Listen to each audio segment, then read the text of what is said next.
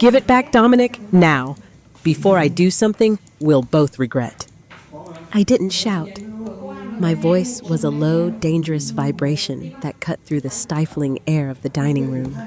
I stood at the head of the mahogany table, my eyes locked on my husband. Dominic looked pathetic, his gaze flickering toward the hallway, as if praying for his mother to intervene.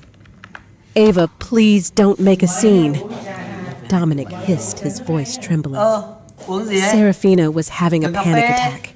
My mother said the silk would calm her. It's just a scarf. Just a scarf. I slammed my palm onto the table, making the fine china rattle. It was my $4,500 anniversary gift. You handed it to me this morning, looked me in the eye, and told me I was the only woman who mattered. Then 10 minutes later, I find it wrapped around your sister's neck because your mother decided I didn't need it. She's sick, Ava. You know, Serafina is fragile. She's a grown woman being treated like a haunted doll, and I'm the one paying the price for this family's insanity. I snapped. I didn't wait for another hollow excuse. I turned on my heel and marched toward the sunroom. Dominic scrambled after me, grabbing my arm. I spun around, my eyes blazing with a fury that made him flinch, and ripped my arm away. Touch me again, and you'll find out exactly how strong-willed I can get. I am done being a second-class citizen in my own marriage. I kicked the double doors of the sunroom open. They hit the walls with a satisfying bang. Inside, Victoria was perched on a velvet chair, sipping tea. Serafina sat on the floor at her feet, mindlessly stroking my crimson silk scarf. Victoria, I barked. The scarf! Give it to me! Now! Victoria didn't even look up. You have no manners, Ava. This house requires grace. Serafina needed the silk to soothe her nerves. Surely a woman of your background can understand charity. Charity. You stole from me to comfort a girl you've kept in a mental fog for a decade. I stepped closer, looming over her. This isn't Grace Victoria. This is theft, and I don't do charity for thieves. I reached down and snatched the end of the scarf. No. Serafina let out a piercing wail, clutching the silk. The red? It stops the cold. Don't let the red go. Ava, let go of her. Victoria shrieked, her mask of composure finally breaking. You heartless bitch! Do you want her blood on your hands? Her blood is already on your hands, Victoria. I gave one violent tug, ripping the scarf from Serafina's grip. The girl collapsed, sobbing about the mountain and the lights. You've ruined everything, Dominic shouted from the doorway. If she gets agitated, she'll start to remember. Remember what Dominic...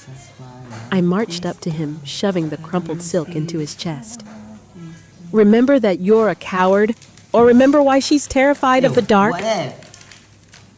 You will leave this house tonight with nothing, Victoria hissed. I laughed, a cold, harsh sound. Leave? I'm not going anywhere until I find out what filth you've hidden here. Talk Dominic or I call the police. Let's see how the Blackwood legacy holds up under a criminal investigation. You wouldn't, Dominic gasped. Try me, I snapped. I stormed upstairs and locked my bedroom door. My heart was thundering, fueled by a righteous, burning anger. Then I heard it, a rhythmic scratching from inside my walk-in closet. I grabbed a heavy brass lamp. Who's there? The closet door creaked open. A small, shaking hand reached out, holding a tattered old photograph. They're lying, a voice whispered from the darkness. The red isn't for the cold. The red is for the blood he left on the trail. Who are you? Show yourself. I barked, my fingers tightening around the brass lamp. I was ready to swing. After the stunt Victoria and Dominic just pulled, I was in no mood for ghost stories. The closet door swung wider, revealing a figure huddled between my designer coats. It wasn't a ghost. It was Maya, the quiet maid who had been with the Blackwoods for 20 years, the only person in this house who ever looked me in the eye with anything other than contempt. Maya, what the hell are you doing in my closet? I lowered the lamp, but my heart was still hammering against my ribs. Shh. She scrambled out her face, deathly pale. She shoved the tattered photograph into my palm. They're coming, Ava. Victoria doesn't make idle threats. If she says you leave with nothing, she means you leave in a body bag or a psych ward, just like Serafina. I looked down at the photo. It was a Polaroid dated 12 years ago. It showed a younger, grinning Dominic standing next to a sleek black SUV. The front bumper was mangled, smeared with something dark and rust-colored. In the background, Victoria was visible, her face a mask of cold determination as she held a phone to her ear. What is this? I whispered, the anger in my gut turning into a cold, hard knot. The night everything changed. Maya whispered, her eyes darting to the locked bedroom door. It wasn't a mountain trail accident. It wasn't an unfortunate slip for Serafina. Dominic was driving. He was drunk high on the power of his father's name. He hit a hiker, a young man only 21 years old. He didn't stop. He just kept driving. And Serafina? She was in the passenger seat. She begged him to stop. When they got home, Victoria took over. She realized Dominic's future would be erased if the truth came out. So she made a deal with a crooked doctor and a few local officials. They cleaned the car, and they broke Serafina. They told the girl she was the one driving. They drugged her until she believed it. They turned her into a prisoner of her own mind to keep him as the golden sun. I felt a wave of nausea. That's why they're terrified of the scarf. It's the same color as the blood on the trail. It triggers the memories they've spent a decade burying with herbal sedatives. Suddenly, the doorknob rattled, hard. Ava, open this door. Dominic's voice boomed from the hallway. He sounded different, no longer the whimpering coward, but a man backed into a corner. We need to talk, now. Hide, I hissed to Maya, pointing back toward the closet. Don't trust the water, Ava, she whispered before vanishing into the shadows. And don't trust the lawyers. I took a deep breath, tucked the photo into my waistband, and walked to the door. I didn't just open it, I ripped it open. Dominic stood there flanked by two men in dark suits I'd never seen before. Behind them, Victoria stood like a shadow, her arms crossed. A bit late for a chat, don't you think? I said, my voice dripping with sarcasm. Who are the goons? Is this the part where you try to intimidate me into silence? These are family associates, Ava, Victoria said, her voice smooth as silk. They are here to help you pack. We've decided that your emotional instability has become a threat to Serafina's recovery. We have a lovely facility in the Berkshires, very private, very quiet. I felt a surge of pure, unadulterated rage. They weren't just kicking me out. They were trying to Serafina me. Emotional instability? I stepped forward right into Dominic's face. Is that what we're calling it? I'd call it clarity. I know about the black SUV, Dominic. I know about the $1.2 million donation you made to the victim's family through a shell company. I know you weren't the passenger. Dominic's face went from pale to ghostly white. His hands began to shake. I don't know what you're talking about. Liar, I spat. You're a murderer and a coward. And you, I turned to Victoria, are a monster. You ruined your daughter's life to save this pathetic excuse for a man. Evidence, Ava, Victoria said, though her eyes flickered with a hint of fear. Without evidence, you're just a disgruntled wife with a vivid imagination. And in an hour, you'll be under sedation for your own protection. You want evidence? I pulled out my phone, my thumb hovering over the send button on an email I drafted to the state police the moment I saw the photo. I've already scanned the photograph Maya gave me. It's in the cloud. If I don't check in with a friend in 30 minutes, it goes live. It was a bluff. I hadn't scanned it yet.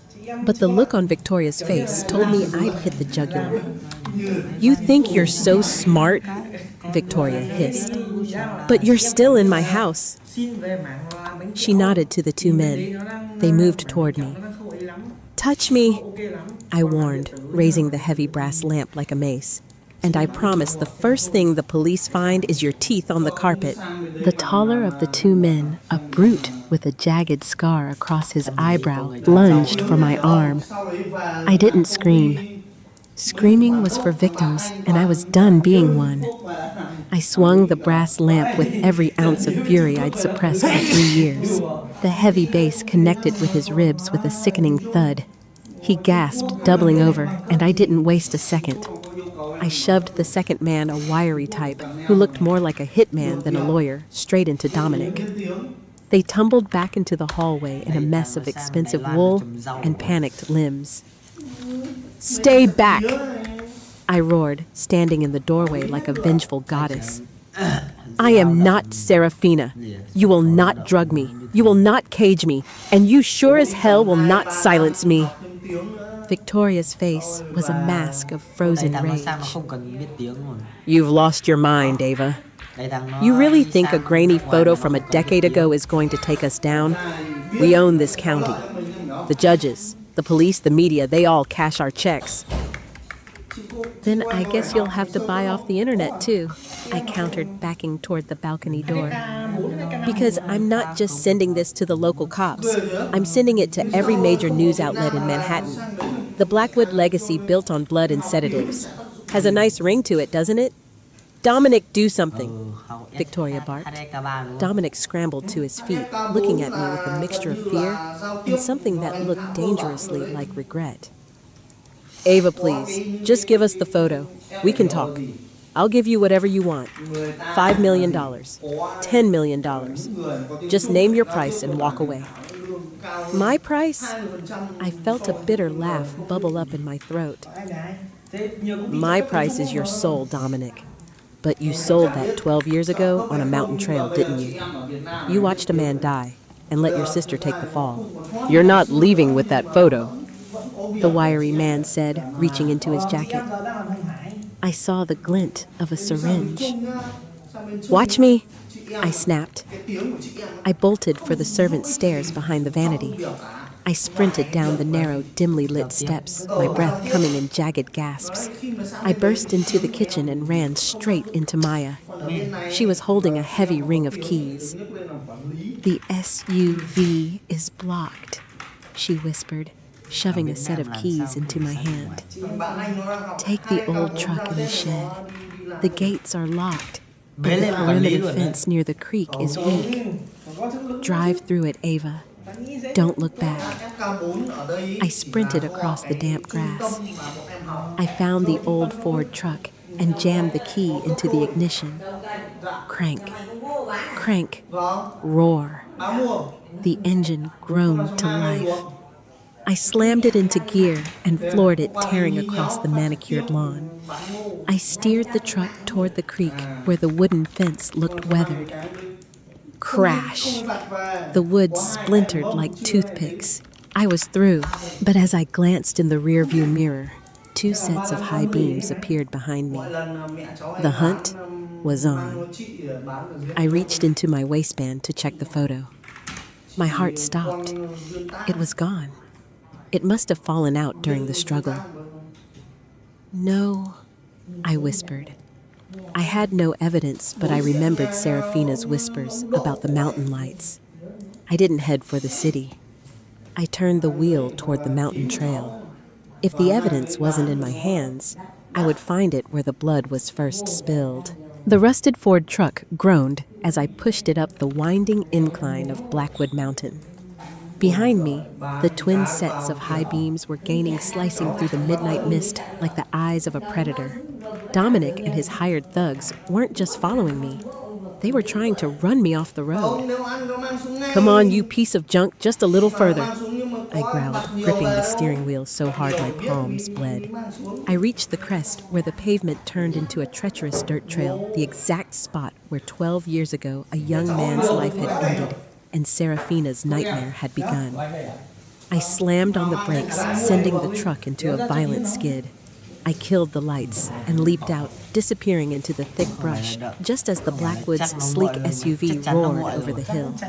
I watched from the shadows as Dominic jumped out of the car, looking frantic. The two men in suits followed flashlights, scanning the woods. Give it up! Dominic shouted, his voice echoing off the pines. You don't have the photo. We found it in the bedroom. You have nothing but a stolen truck and a trespasser's warrant. I gritted my teeth. He was right about the photo, but he was wrong about everything else. I didn't need the photo anymore. I needed the site. While they focused on the truck, I crawled through the undergrowth toward a large, jagged rock formation Serafina had drawn in the dust of her windowsill weeks ago. She had called it the Keeper. Search the perimeter! Victoria's voice rang out. She had followed them in a second car. She stood by the SUV, her face illuminated by the interior light, looking like a queen overseeing an execution. If she resists, use the sedative. We'll tell the police she had a breakdown and crashed. I reached the base of the Keeper. My hands scraped against the cold stone until I felt it a hollow space hidden behind a thick curtain of ivy. I reached inside my fingers, brushing against something cold and metallic. It was a small, weatherproof lockbox. I found her tracks, one of the thugs yelled. The beam of his flashlight cut through the trees inches from my boots. I snatched the box and bolted. I didn't run away from them. I ran toward the cliff edge. Ava, stop! Dominic screamed, seeing my silhouette against the moon. That's a 200-foot drop. Don't be a fool. I turned to face them, the lockbox held high. This is what you're afraid of, isn't it? Serafina wasn't just remembering. She was hiding things. She knew you'd come for her eventually, so she stashed the truth where you'd never look at the scene of your greatest sin. You can't open that, Victoria said, stepping forward, her voice trembling with a rare hint of panic. It's a biometric lock. It needs her thumbprint. I looked at the box. She was right. A small red light blinked on the sensor, but I looked back at Victoria and smiled a slow, predatory smile that stopped her in her tracks. I don't need her thumbprint, I said, pulling a heavy tactical knife from my boot, the one I'd swiped from the truck's glove box. I just need the attention of the police who are currently tracking my phone's GPS, which I activated 5 minutes ago. And guess what, Victoria? I didn't just call the cops. I called the father of the boy Dominic killed. I think he'd love to see what's inside his son's accidental killer's family box. Bitch, Victoria hissed. No, I countered, my voice echoing with pure cold fury. I'm the woman who's about to burn your kingdom to the ground. And look, here come the lights. Down in the valley, blue and red strobes began to snake up the mountain road. The sirens wailed like banshees, their echoes bouncing off the granite cliffs. The blue and red lights danced across Victoria's face, stripping away her mask of regal composure. For the first time, she looked her age haggard, desperate, and trapped. Give me that box, Ava, Dominic pleaded, taking a shaky step toward me. We can settle this. I'll give you $20 million. You can move to Europe, start over. Forget you ever met us. Just don't do this. You still think everything has a price tag? I spat my heels, hovering inches from the precipice. You think you can buy back the 12 years you stole from your sister? You think you can buy the life of the boy you left rotting in the dirt right where you're standing? He was just a hiker. Dominic screamed, his voice breaking. It was an accident? Leaving him to die wasn't an accident. Dominic drugging Serafina into insanity wasn't an accident. I hoisted the lockbox higher. It was a choice, and now I'm making mine. The first police cruiser screeched to a halt 50 yards away. Officers jumped out, guns drawn, their flashlights blinding us. Drop the weapon. Hands in the air. Victoria didn't look at the police. She looked at the wiry man, the one with the syringe. Do it, now. He didn't hesitate. He lunged at me with a speed that caught me off guard. I swung the lockbox, striking him across the jaw, but the second man, the brute, tackled me from the side. We hit the dirt hard. The air left my lungs in a painful wheeze. Get the box, Victoria yelled. The brute's fingers clawed at the metallic case, but I rolled, kicking him squarely in the groin. I scrambled to my feet, but the wiry man was already there, the needle glinting in the strobe lights. He grabbed my throat, pinning me against a tree. Last chance, princess, he hissed. Go to hell, I choked out. I drove my knee into his stomach and bit down on his wrist until I tasted copper. He cried out, dropping the syringe. I didn't stop. I grabbed the heavy brass lamp, which I'd somehow kept tucked in my jacket, and brought it down on his temple. He crumpled like a house of cards. Ava, stop, they'll shoot you, Dominic cried, but he didn't move to help me. He just stood there, paralyzed by his own cowardice. I turned to the police, holding the box out. My name is Ava Blackwood. My husband, Dominic Blackwood, is a fugitive from a 12-year-old cold case. This box contains the evidence of a hit and run and the systematic drugging of a witness. Don't listen to her, Victoria screamed at the officers. She's had a psychotic break. She's dangerous. The lead officer, a veteran with a grim expression, stepped forward. Ma'am, set the box down and step away from the edge. I'm not the one you should be worried about, I said, my voice steady despite the adrenaline coursing through my veins. I looked at Victoria. Tell them, Victoria. Tell them about the herbal tea. Tell them why your daughter thinks silk is blood. Suddenly, a new sound cut through the chaos. A car door slammed. A frail figure in a white nightgown stepped into the light. It was Serafina. She was shivering, her eyes wide and unnervingly clear. In her hand, she held the crimson silk scarf, the one I had dropped in the hallway. The red, she whispered, her voice carrying through the silent woods. The red didn't come from the scarf, Mother. It came from the boy's shirt. I remember now. I wasn't driving. Dominic was.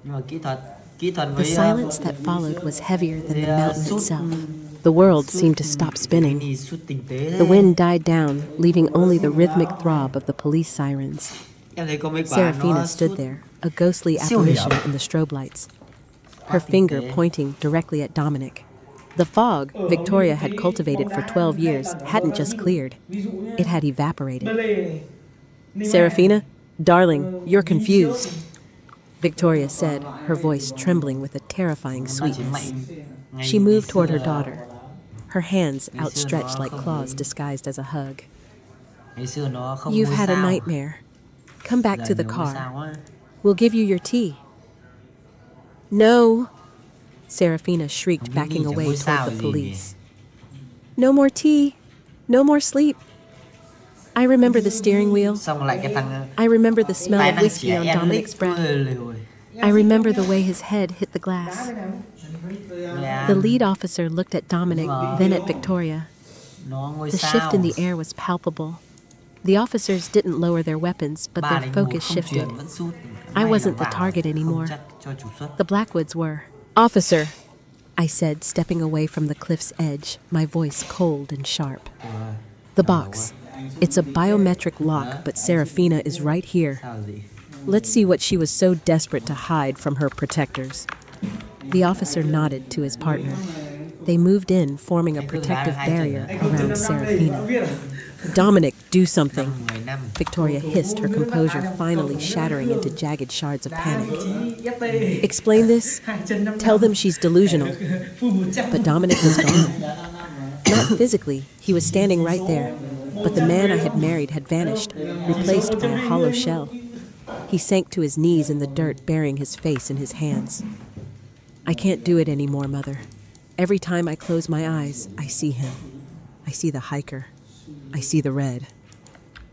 You coward! Victoria screamed. She turned toward the police, her eyes wild. He's lying. They're both unstable. This is a conspiracy to steal the family estate. The only thing being stolen tonight is your freedom, Victoria, I said, walking toward her. I felt no pity, only a burning, righteous satisfaction. You didn't do this for Dominic. You did it for the Blackwood name. You sacrificed your daughter's soul to keep a statue from crumbling. The officer took the lockbox and knelt in front of Serafina. Miss Blackwood, can you open this for us? Serafina's hand shook as she pressed her thumb against the sensor. Beep. Click. The lid popped open. Inside wasn't money or jewelry. It was a digital voice recorder, a blood-stained wallet belonging to a man named Marcus Thorne, and a crumpled dashcam SD card that had been missing from the SUV 12 years ago. The recorder, Serafina whispered. I turned it on after the crash. I knew she would try to change my mind. The officer pressed play. Don't worry, Dominic. We'll tell her she was driving. She's young, she'll forget. We'll give her the medicine. She won't remember the blood. She'll only remember the cold. Victoria's voice filtered through the speakers, crisp and unmistakable. Victoria lunged for the recorder, but the officers were faster. Within seconds, the Queen of Upstate was pinned against the hood of her own SUV, her wrists encased in cold steel. Ava Blackwood! Victoria spat her face pressed against the metal. I will burn you for this. I will spend every cent I have to make sure you rot. You don't have any sense left, Victoria, I replied, leaning in so only she could hear. I spent the last hour on the truck's Wi-Fi. I didn't just call the police. I authorized a full audit of the family's charitable trusts. By morning, you'll be lucky if you can afford a public defender. I turned away from her, walking toward Serafina. For the first time, I saw a spark of life in her eyes. It was faint, but it was there. It's over, I said softly. Is it? She asked, her voice hollow. They took 12 years, Ava. How do I get them back? We don't get them back, I said, looking at the sunrise beginning to bleed over the horizon. We just make sure they pay for every single second. But as the police began to lead Dominic away, he looked at me. There was no anger in his eyes, only a terrifying, silent warning. He mouthed 3 words that made the hair on my arms stand up. He's still alive. He's still alive! The words felt like a physical blow to my solar plexus. I watched as the officers pushed Dominic into the back of the cruiser. He didn't look back again. The door slammed, muffled by the sound of Victoria's screeching protests as she was hauled away in a separate car. What did he mean? I turned to Serafina, but she was staring at the blood-stained wallet of Marcus Thorne. Her face was a mask of confusion. Serafina, look at me, I commanded, grabbing her shoulders. Dominic just said he's still alive. Was there someone else in the car? Did the hiker survive? No, she whispered, her voice trembling. I saw him. He wasn't moving. There was so much red, but there was a phone ringing in the bushes. Mother wouldn't let me answer it. She smashed it with a rock. I looked at the lead officer who was bagging the evidence. Officer, we need to check the hospital records from 12 years ago. Not just the morgues. Every long-term care facility within a 100-mile radius. We'll handle the investigation, Mrs. Blackwood, he said, though his tone was noticeably more respectful. You and the girl need to get to the station for a formal statement. 2 hours later, I was sitting in a sterile interrogation room, a cup of lukewarm coffee in my hands. The adrenaline had faded, leaving behind a bone-deep exhaustion. and a simmering, restless anger. Kiếp trước có lẽ hãy tại I had cùng won, nhau mà hadn't trở I? thành vợ chồng. The house was empty. The monsters were in cages, but Dominic's face haunted me. He hadn't looked like a man going to prison. He looked like a man who had just passed a death sentence to someone else. The door opened. It wasn't the officer. It was a man in a sharp gray suit, carrying a leather briefcase. Đấy nha. He looked like every other Blackwood lawyer I'd ever met, but his eyes were different, sharper, colder. Ai làm? Mrs. Blackwood, I am Elias Vance. I represent the Thorne estate. I froze. The hiker, Marcus Thorne. Marcus Thorne died that night, Vance said, sitting across from me. He pulled out a file and slid a photo across the table. It was the same boy from the newspaper, but next to it was a photo of an older man. A man who looked exactly like the wiry thug Victoria had hired to drug me. This is Julian Thorne, Vance said. Marcus's older brother. He's been working for the Blackwoods for 6 years. He didn't want justice, Mrs. Blackwood. He wanted a slow, agonizing revenge. He's the one who provided the herbal sedatives. He's the one who ensured Serafina stayed in the fog. Then why did he try to stop me tonight? I asked, my heart beginning to race. Because he wasn't finished, Vance replied. He didn't want the police involved. He wanted to wait until Dominic was at his highest point, then take everything, including their lives. By calling the police, you ruined a decade of planning.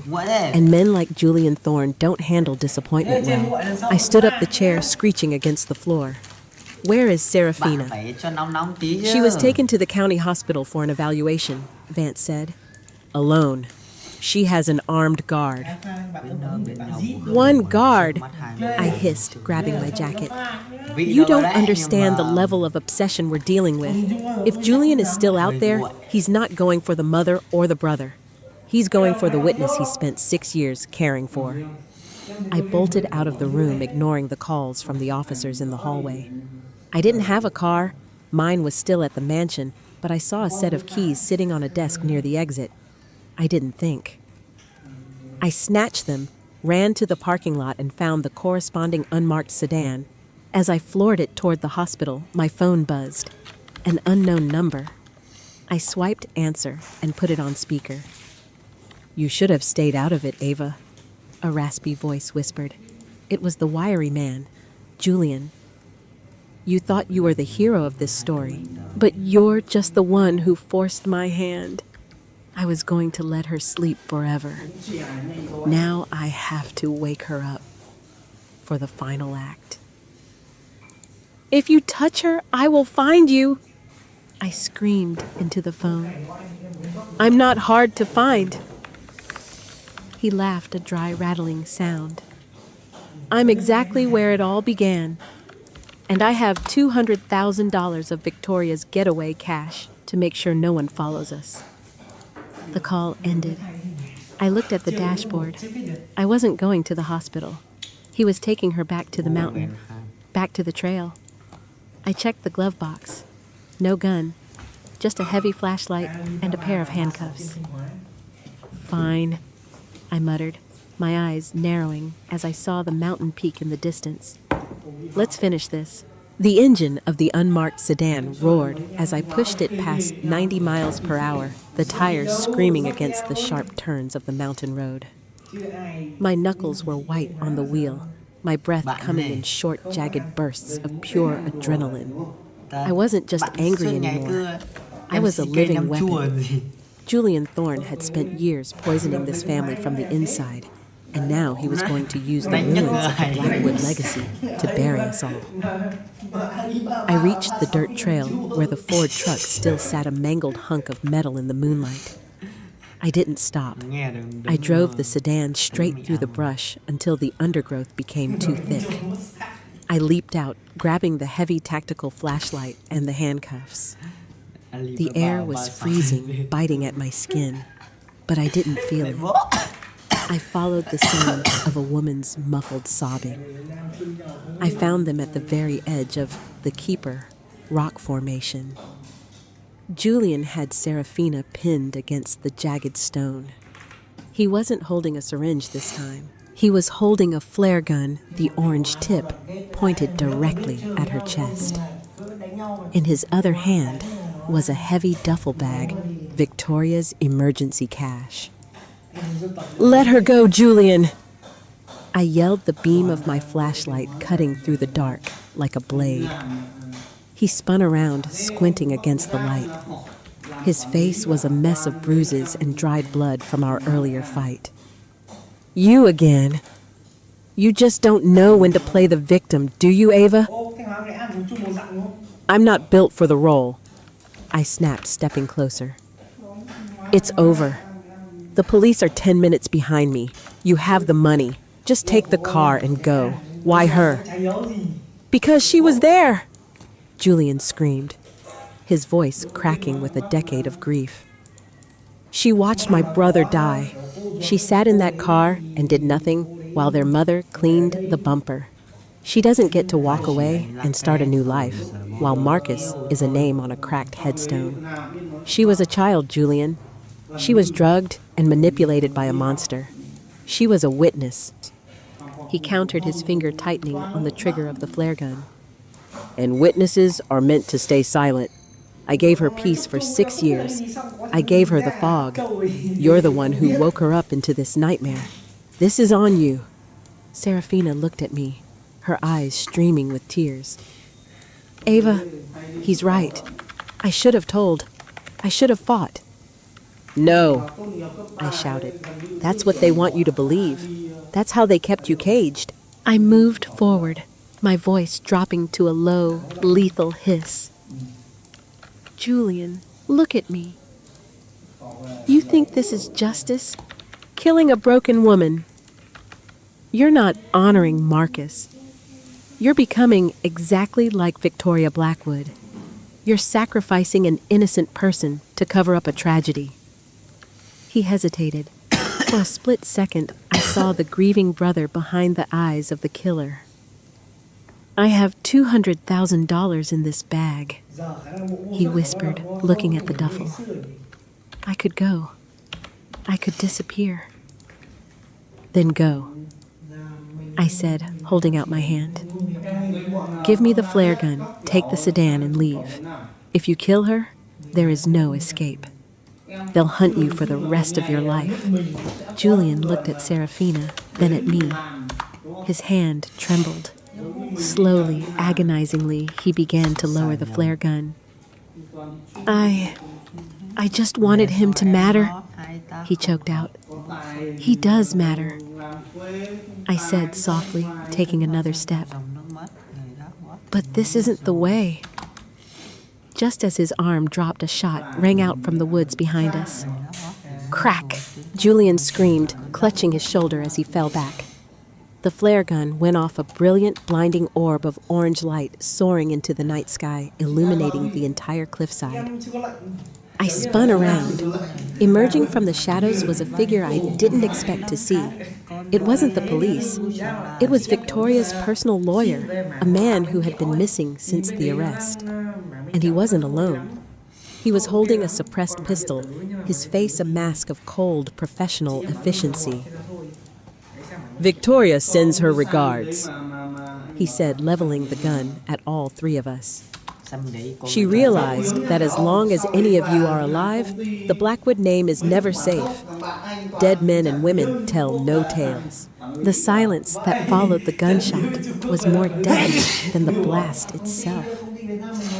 The orange glow of the flare slowly drifted toward the valley, casting long, dancing shadows of the man with the gun. This was the Blackwood failsafe, a high-priced fixer whose job wasn't to argue in court, but to erase the evidence. "Mr. Sterling," I said, my voice steady despite the hammer of my heart. "I should have known Victoria wouldn't trust the police to keep her secrets. But you're a smart man. You know how this ends. The mountain is crawling with cops. They're at the North Trail." Sterling replied, his voice as clinical as a surgeon's. He didn't look like a killer. He looked like a man checking a ledger. By the time they reach this ledge, there will be a tragic murder-suicide. A vengeful brother kills the witness, and the meddling wife then jumps. Simple. Clean. Julian was on the ground, gasping blood seeping through his fingers. Serafina was frozen, her back against the cold stone of the keeper. You think you can just delete us? I stepped in front of Serafina, shielding her with my body. I felt a cold, sharp anger override my fear. I've already sent the files, Sterling. Killing us doesn't stop the truth. Maybe not, Sterling conceded, adjusting his grip on the suppressed pistol. But it stops the testimony. Without a witness, the files are just hearsay. Victoria gets out on bail, the case falls apart, and I get a $2 million bonus. Business is business, Ava. He raised the gun, aiming directly at my forehead. Wait! Serafina screamed, stepping out from behind me. The recorder! It wasn't just my mother's voice. It was yours, too. Sterling, 12 years ago, you were the one who told them which doctor to bribe. You're not just a lawyer, you're an accessory to a felony. Sterling's eyes narrowed. For a fraction of a second, his professional mask slipped. That was all the opening I needed. I didn't run away. I lunged.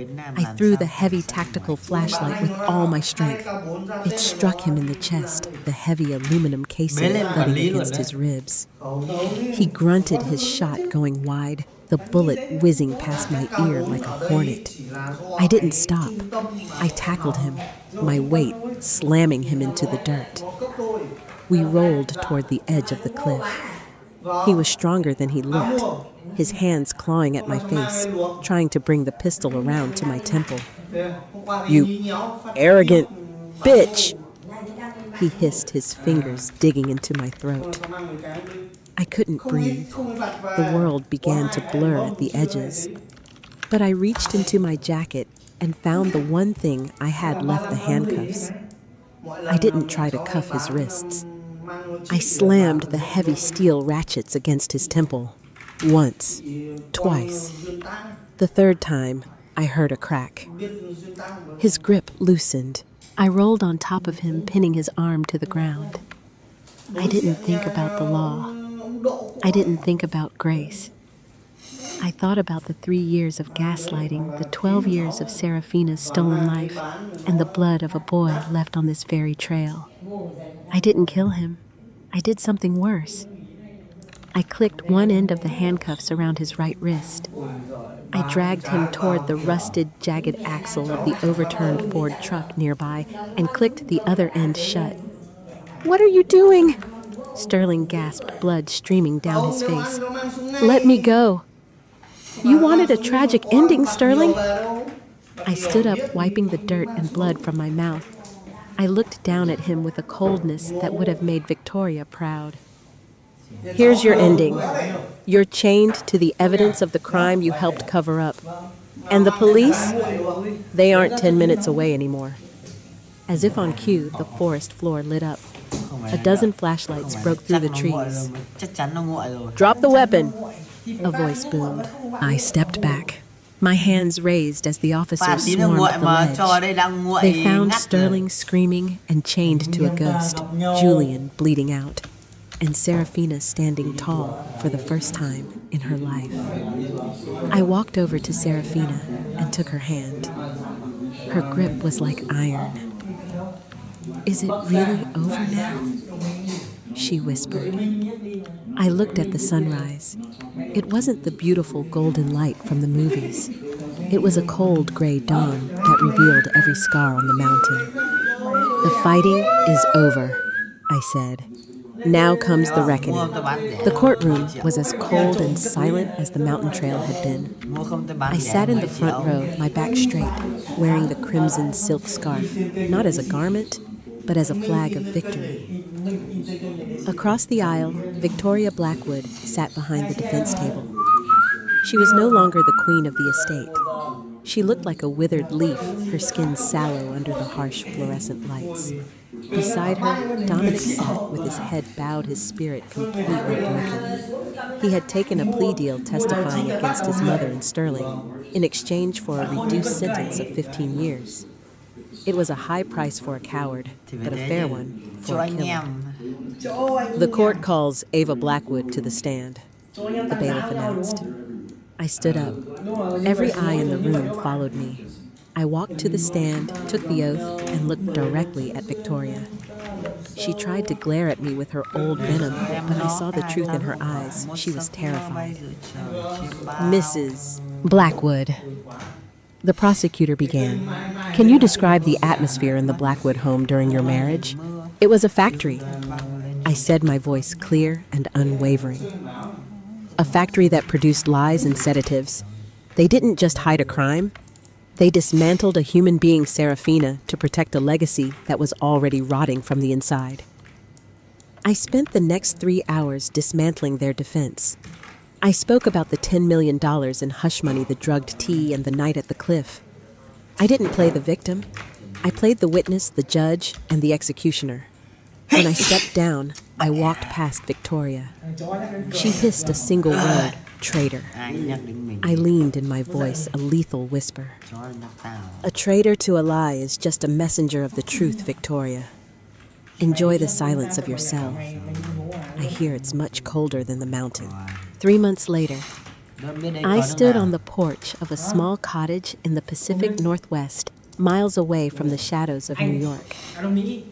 The air smelled of salt and pine, dust and secrets. The settlement from the Blackwood estate had been massive, over $45 million. I had kept only enough to start over.